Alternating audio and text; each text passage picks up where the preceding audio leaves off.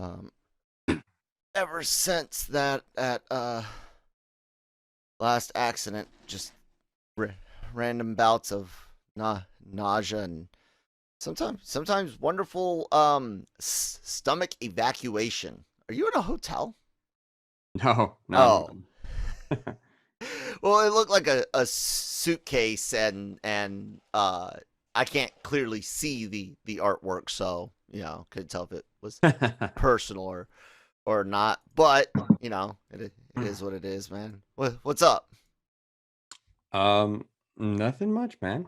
Just you know, another another Thursday, Another. and it's been kind of a dry week, huh? Yeah, yeah, it really has. If no one can tell, but the show must go on. Yeah. Still got to do our job. Can I increase volume? Ooh, I can. Welcome to the show. Today's episode is proudly sponsored by Grow Generation, where the pros go to grow. More on them in a bit. Lower the volume. And almost like faded out myself earlier and then kind of beat it to the punch with the stop it. Oh! It transitions right back. Supposed to do that. It's great. It's great. I love it. I love that I just discovered something. You know what else I discovered? That you can overclock a monitor. No, I didn't Yes. know that. Yes. I am actually running my side monitor, which is just a simple 1080p 60 hertz monitor. I've actually got it overclocked to 68 hertz, so almost reached a full extra 10, if you want to layman's 10 frames per second.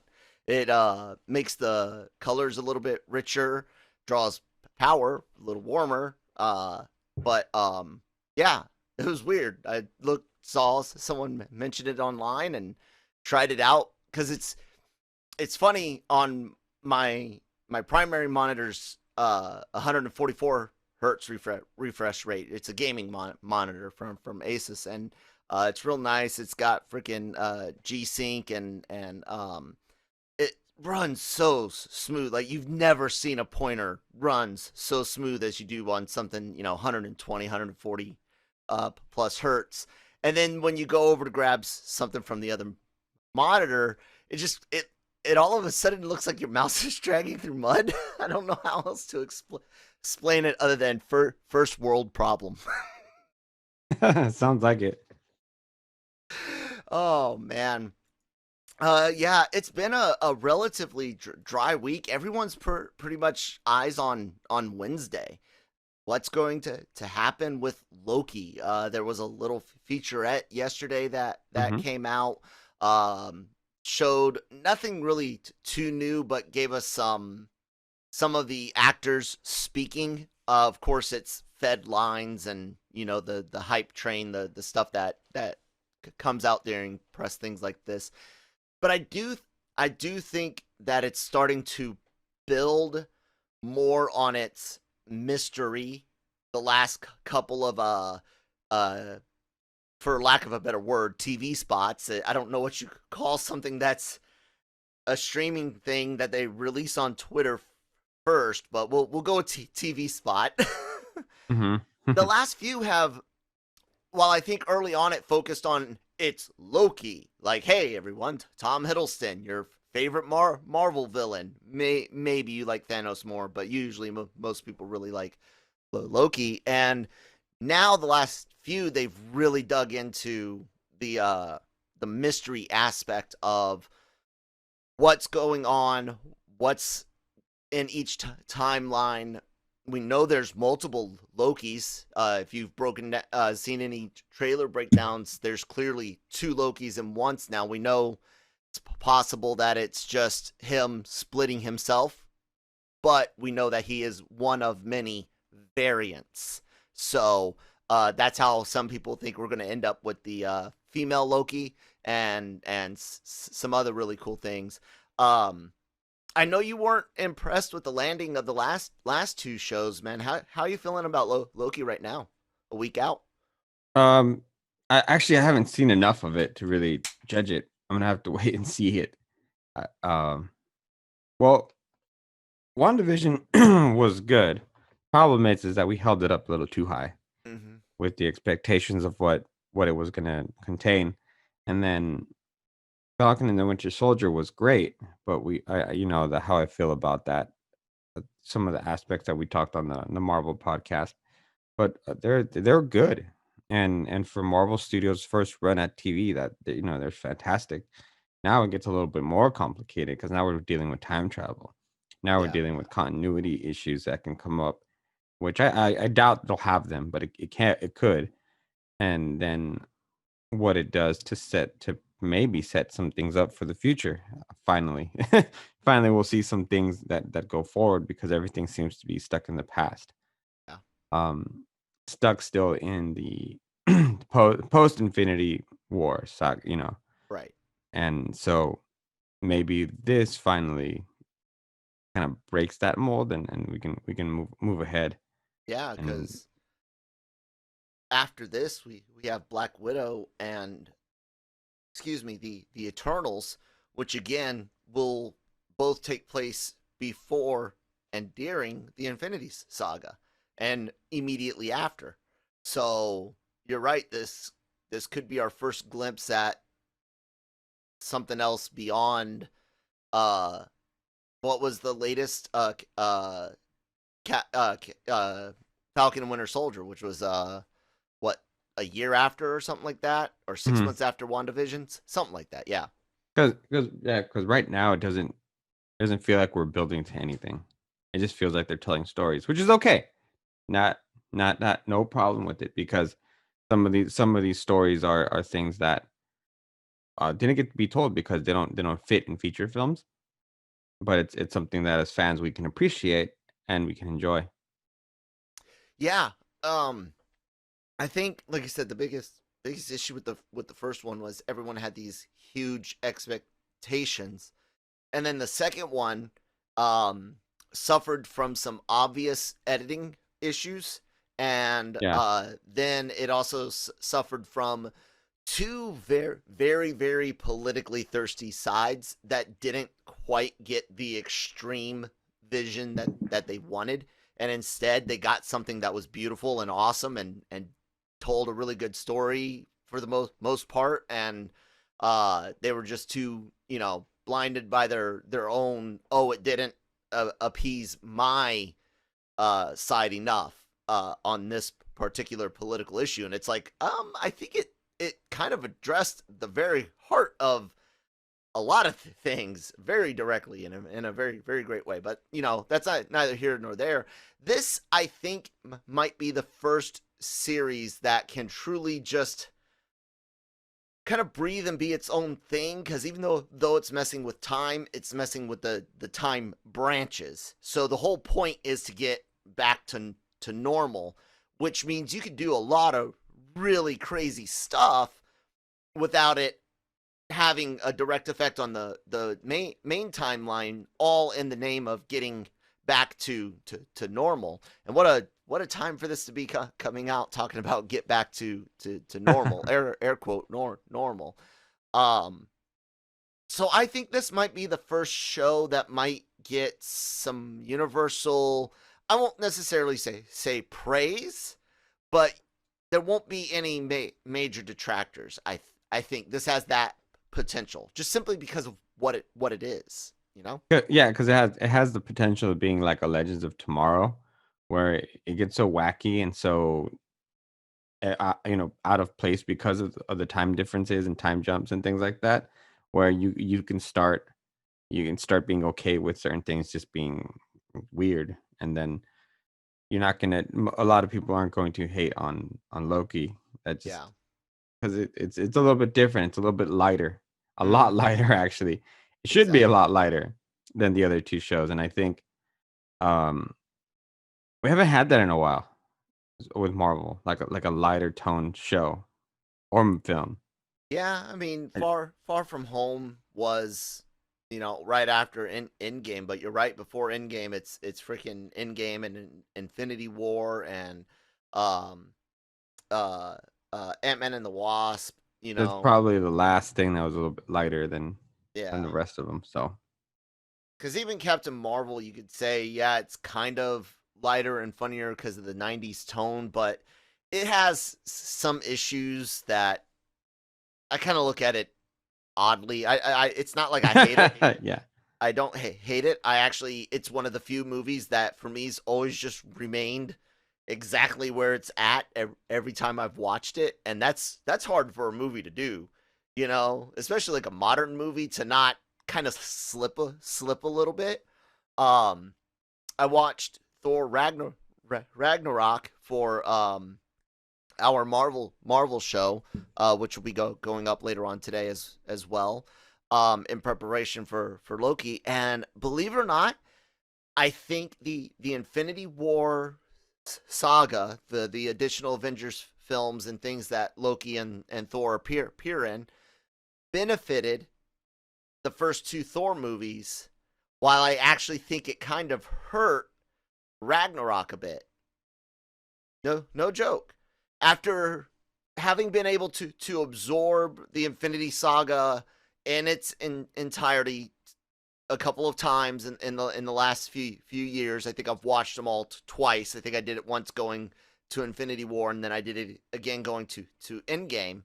So it's been, you know, a few years since I sat down, and I won't lie, when I went through those, when like Thor 2 was on, when Cap 1 was on, they were like on, but I wasn't like watching.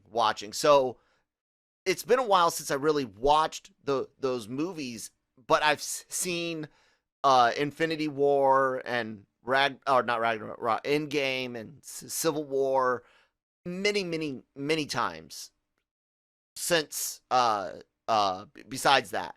And this time around, watching the three Thor films the last 3 weeks, yeah, man, the first two benefit, and Ragnarok kind of, some of the humor with Banner and Hulk and Thor just doesn't land like it did before.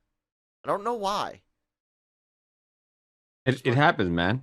It's just some films don't necessarily age well, and some films get better with the release of future ones. I felt that's a similar way with Batman Begins.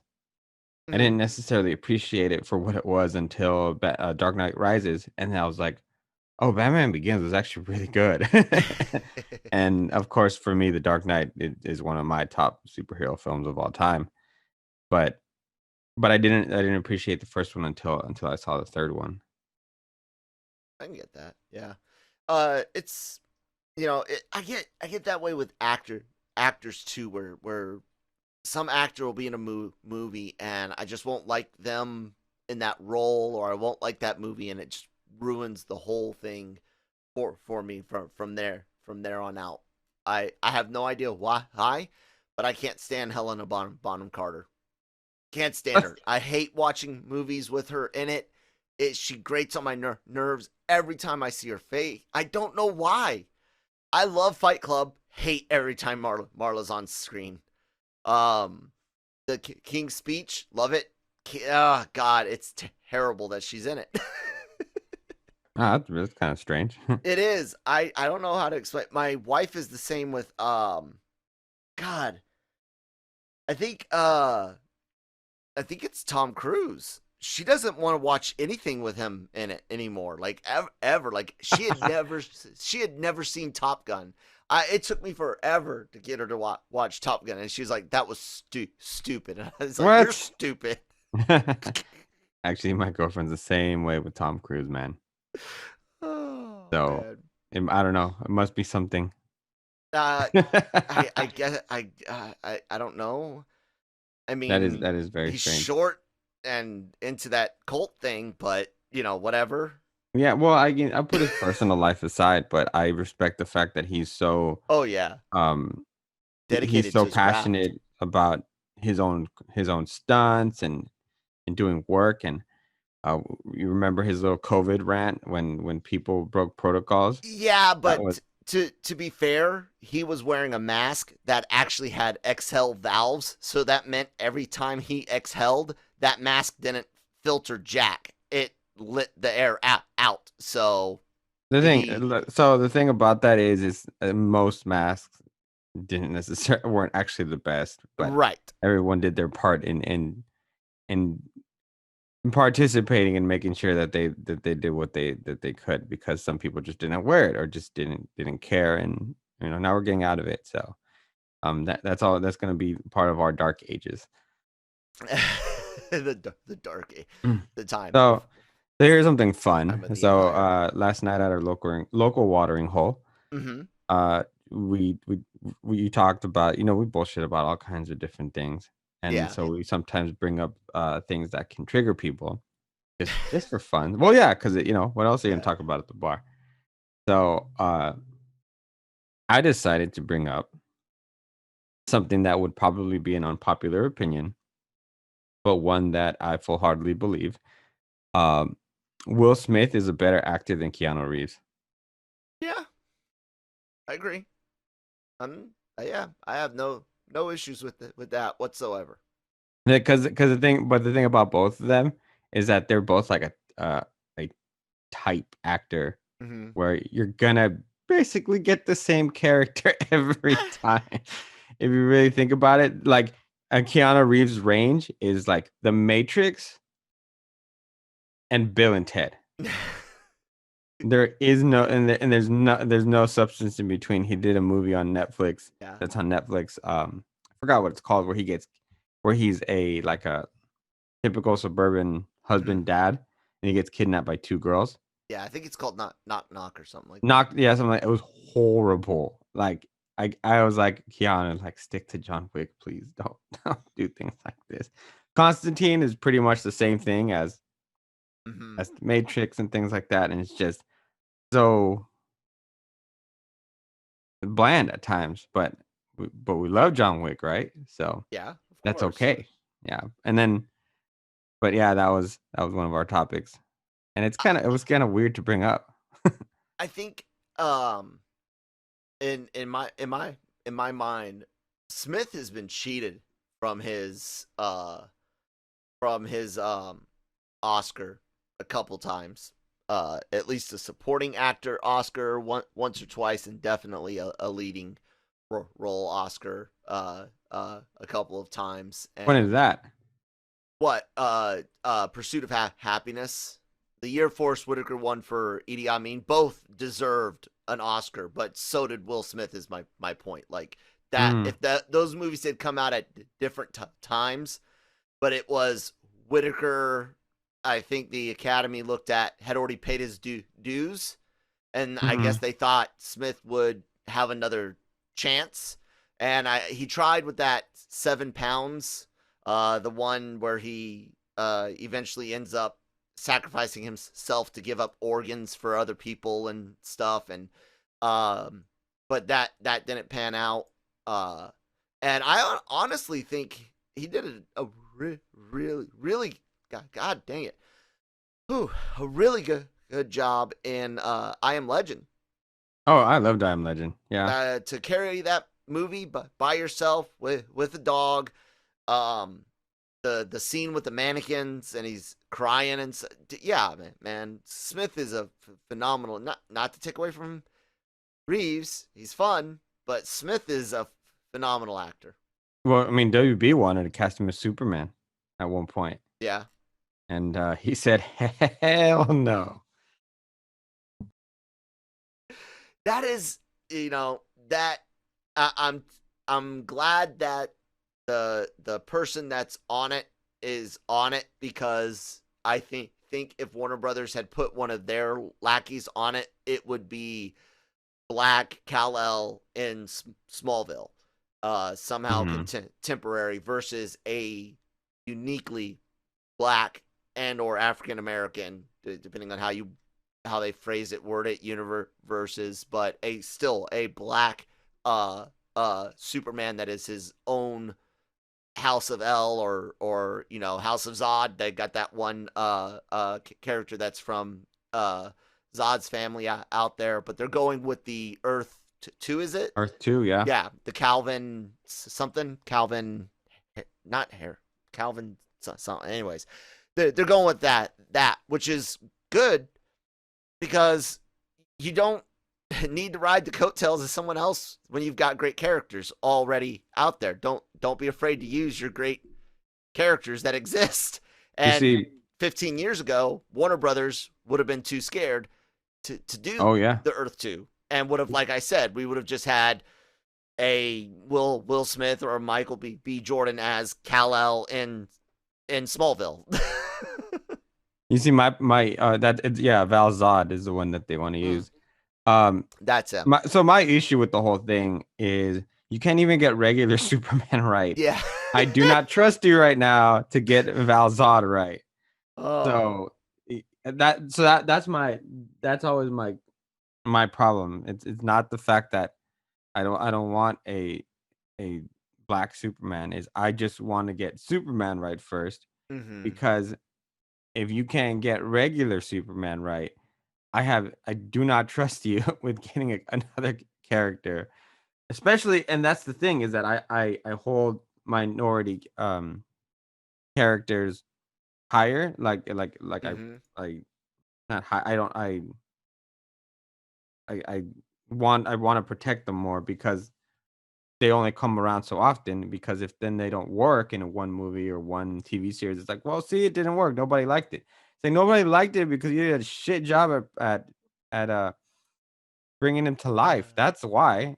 And so that's my 2 cents on that. I can't be angry at you for being angry about stuff like that. You know, All right, Discovery's at the wheel. We're gonna be okay. yeah, except for that god awful logo. What a start. It's gotta be redone. They got Well, no. I mean, oh, I think it's just for it was just for that press release. They're I gonna. hope so. That was just some word art.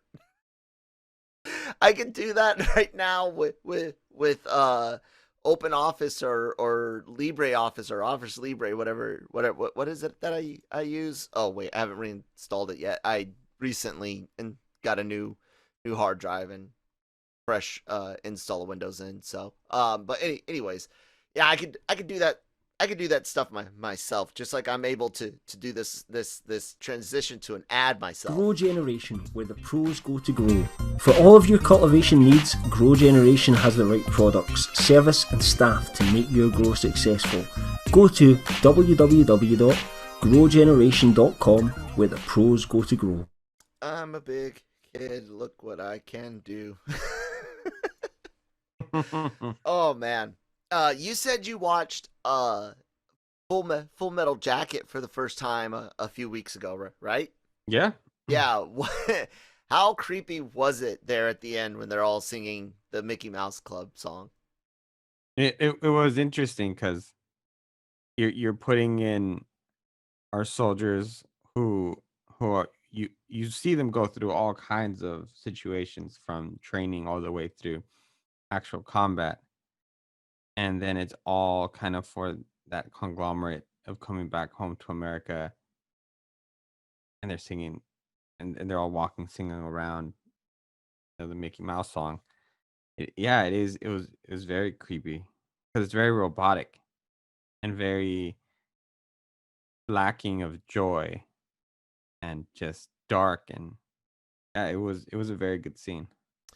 What are some other based on real wars or battles, individual battles even? What are some other war movies you've seen that have really made an impact on you that you've seen and just been like, wow, that was an impressive work of cinematography at the same time, this war story? Let's see. Off the top of my head, I'm not sure if you. Well, it is considered a war story. I think Black Hawk Down. I thought Absolutely. was really good. 1917 was I thought was done very, very well. Um, I think that the part of what interests me about some of those movies is just thinking about certain situations where it's like, what would have I done? and versus what all these brave men did, or young boys at some times they're barely men, and thinking, especially with like World War II movies where medical attention wasn't what it was. I just it just has me respecting a lot what they did. Greyhound is actually a perfect example of that because, dude, and I don't understand how Navy men would be able to chart and be able to fix locations and use Crazy, compasses, right? and because SARS. they didn't have that same radar Mhm. that is now all that technology. They used math, Yep. and they would do equations on the spot while they're being yelled at, Compass and stars, and and be if they able could to see some track land, maybe use that as a marker. But yeah, an enemy that way. I don't, I do not understand that. There's a level of respect right there that I'll never be able to show, because I the idea of being under that pressure, of being under the gun, and still having to do complex equations like that. That, by the way, you better be right, because it can be it can mean your life and the life of everybody on that boat or that submarine. hmm And I think that for me is one of the lasting um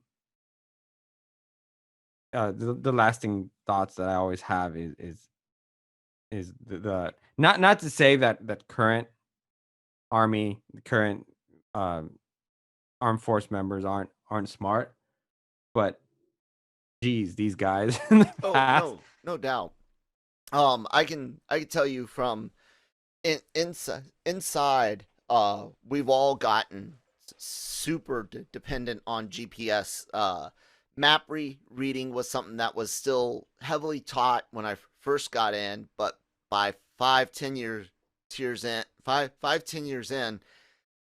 the proliferation of GPS throughout the army at individual levels sometimes, especially in your more elite Cav scouts, your infantry units, maybe some MPs, but even if they didn't issue you one, most people when we deployed, we had some sort of GPS device of our own, either an old phone that we drug out with us, or a little wrist Garmin or something, Uh, but I could still, and made sure that my soldiers could still pull out a map and at least use like resection and intersection to figure out where they are, where they need to go, how to identify landmarks, and how to get a pace count for your walk and whatnot.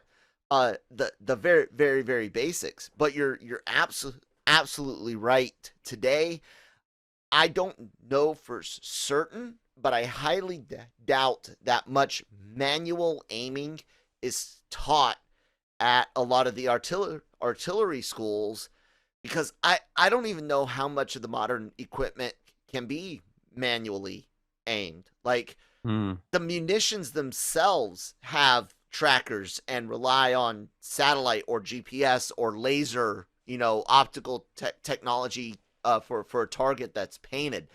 Um, but again, all of those come with their own complications. And so, while a soldier who used to be on a cannon team, an artillery team that used to be part of the aiming group and had to, adjust for their incline and their angles and all of this, and then you had the ammo guy that's deciding how much charge is needed to send the shell, 1,500 meters versus 2,500 meters.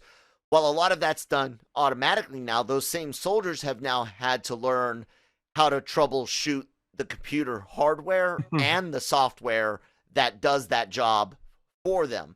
So they changed out one skill for another, which is really really cool. Yeah. Um, but also at the same time, I do kind of hope, and I don't know for certain because I was an engineer, or I didn't get to play with Artie. I got to see what it does. Oh dear God. But I don't know how much like legitimate, like if the system goes down, can you still send a shell on target within its operating distance manually? I don't know. I hope so. I hope so. Yeah, because But you can't always rely on technology. exactly.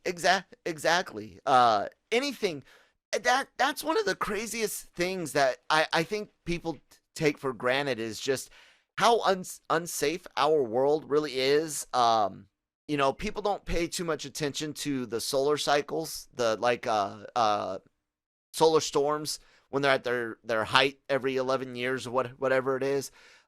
People don't understand that like at any given moment the sun could burp and wipe us out 8 hours later. I think it's 8 to 11 hour travel time for those particles, and it would. You ever seen Nick Cage's what is it, Knowing or whatever, with the end of the world?